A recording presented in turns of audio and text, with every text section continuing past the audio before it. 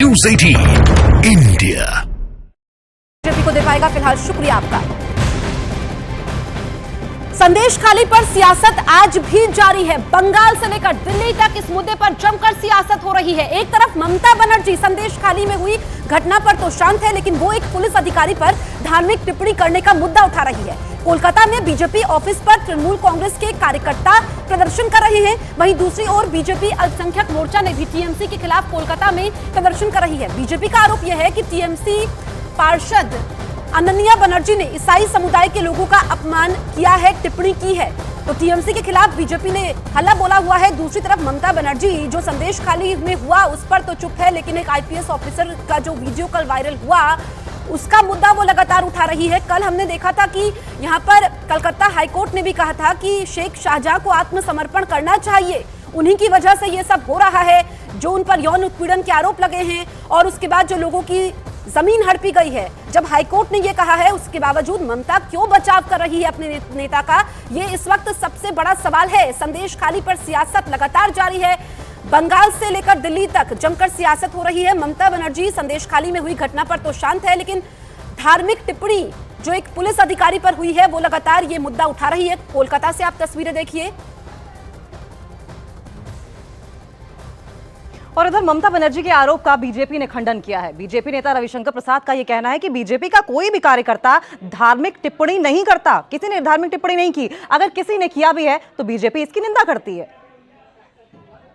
I think the local BJP has clearly clarified that ये उन्होंने नहीं कहा, किसी और ने कहा होगा तो गलत बात है, हम भी उसे एसोसिएट नहीं करते हैं, लेकिन हम पुलिस की जाति का विरोध भी कसकर करते हैं। क्लियर। कोलकाता से आशिका हमारे साथ मौजूद है। आशिका, जो संदेश खाली में हो रहा है उस पर तो ममता चुप है और आईपीएस अधिकारी से जो धार्मिक टिप्पणी हुई है उसका वो मुद्दा उठा रही है। हालांकि वो पार्ट सामने नहीं आ पाया कि धार्मिक टिप्पणी की गई थी नहीं की गई थी। रविशंकर प्रसाद इस बात को नकार रहे हैं कि बीजेपी कार्यकर्ता ऐसा नहीं कर सकते। देखिए, कल जो घटना हुई संदेश खाली, जब शुभेंदु अधिकारी गए तो एक बहस वहाँ पर इसको लेकर के हुई ज़रूर थी। और जो अधिकारी थे वो लगातार ये कह रहे थे कि मुझे टर्बन की वजह से आप ऐसी बात कर रहे हैं। ये आपत्ति उन्होंने जताई थी। दोनों पक्षों में काफ़ी बहस हुई थी, जिसके बाद से वो जो वीडियो है वो तेज़ी से वायरल हो रहा है। और साथ ही साथ इसे लेकर के देश भर से प्रतिक्रिया आ रही है। तृणमूल कांग्रेस इसे बड़ा मुद्दा बना रही है। वहीं बीजेपी का ये कहना है कि संदेश खाली की उन महिलाओं को जिन्हें न्याय नहीं मिला है, उनको पुलिस क्यों नहीं न्याय दिलाने का काम करती है। इन मुद्दों को उछाल करके संदेश खाली को दबाने की कोशिश हो रही है। ठीक है आशिका, जिस तरीके से ममता बनर्जी को उन मुखर होकर बोलने के लिए जाना जाता है, आखिर क्या वजह है कि इस मामले पर, संदेश खाली मामले पर ममता बनर्जी चुप्पी साधे हुए हैं। लेकिन फिलहाल तस्वीरें हम आपको दिखा रहे हैं। देखिए किस तरीके से इस वक्त आपको नारेबाजी होती हुई दिखाई दे रही है। आशिका, ममता बनर्जी की चुप्पी क्या कहती है?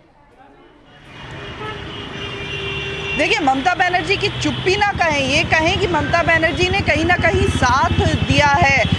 विधानसभा में भी जब वो बोली, उसके बाद भी बोली, उन्होंने ये कहा कि सबसे पहले वहाँ पर जो गड़बड़ी की शुरुआत हुई वो तब हुई जब शेख शाहजहां के यहाँ ईडी की टीम पहुँची और उसके बाद वहाँ पर भेद लगाने का काम किया जा रहा है। और आरोप सीधे आरएसएस पर ये तक कह दिया था ममता बनर्जी ने कि संदेश खाली तो आरएसएस का बंकर बन गया है। एक तरफ से खुद गिर रही थी, दूसरी तरफ से घेरने की कोशिश ये की, लेकिन बैकफुट पर आती हुई थोड़ा नरम उनका रवैया हुआ जब उन्होंने कहा कि जिससे जो कुछ भी लिया गया है वो उसको वापस दिया जाएगा। तृणमूल की तरफ से वहाँ पर कैंप भी लगाए, लोगों से शिकायत भी मांगी जा रही है कि किसका क्या बकाया है, किसकी ज़मीन हड़पी गई है, किससे रुपए बाकी हैं, ये आकर के वो शिकायत दर्ज कराएं। तो एक तरफ ये कहती है ममता बनर्जी, दूसरी तरफ आरोप बीजेपी पर मढ़ रही है पूरी घटना की। ठीक है आशिका, आपका इस तमाम जानकारी के लिए बहुत बहुत शुक्रिया। तो सियासत